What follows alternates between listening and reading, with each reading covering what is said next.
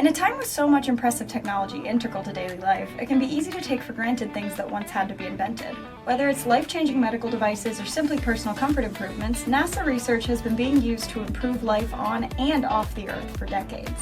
That's why we wanted to highlight some of the incredible things that NASA research has helped to create over the years, to share why it matters and how the work of this organization extends far beyond just space travel and science. Join us to learn some of the reasons why you should say, thanks NASA.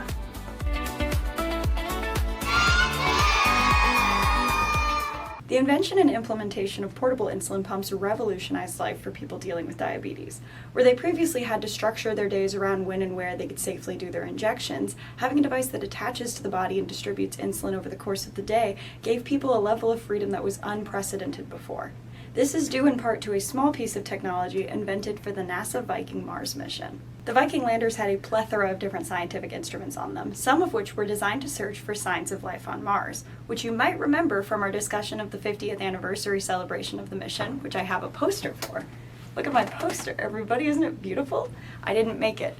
Anyway, one such instrument, described in a 1988 article titled Insulin Delivery System from NASA Spinoff's Health and Medicine page, was a tiny micro-miniaturized fluid control system.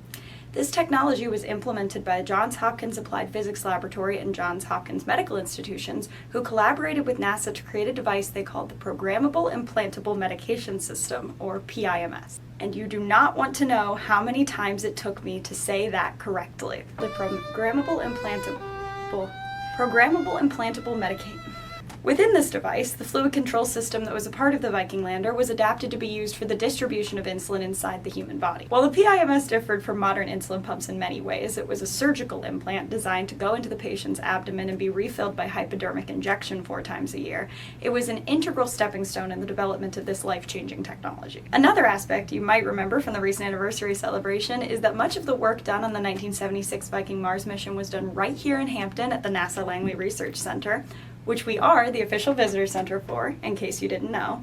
This means that not only did Langley Research Center help facilitate a mission that dramatically changed the way that we explore other planets, but they also helped create a piece of technology that dramatically changed the lives of so many Americans in the late 1980s. Volume 8, Number 1 of the Johns Hopkins APL Technical Digest also notes NASA's financial contribution to the project.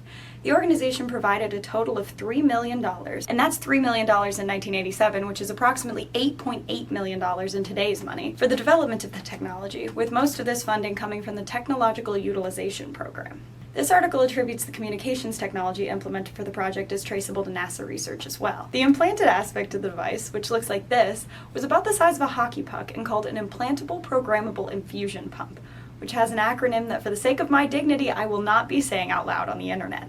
It contained a computer, a hydraulic system consisting of a pump, valves, and a reservoir that holds a 3-month supply of concentrated insulin, an antenna to receive and process program signals, and a command and telemetry system. This command and telemetry system is important because it's the way in which the doctor or patient can adjust the dosage of insulin being distributed in real time. This technology is said to have stemmed directly from that originally worked out for the remote command and control of satellites. While the actual system design and creation of the PIMS was done at Johns Hopkins Applied Physics Laboratory, there's no denying NASA's impact on this technology. Treatment for diabetes has come a long way since the 1980s, and many different organizations have worked hard over the years to improve the lives of those living with the condition. The development of the PIMS stands out in history as proof that great things can be accomplished with great minds working together.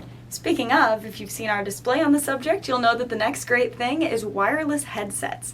Stay tuned to find out how NASA research contributed to the development of this technology. I hope you've enjoyed this episode of Thanks NASA. Sources for today's video will be linked in the description, as well as on the corresponding article on our website. Thank you so much for tuning in, and visit us in person to explore more of the incredible technology NASA has helped create, both in the past and looking towards the future.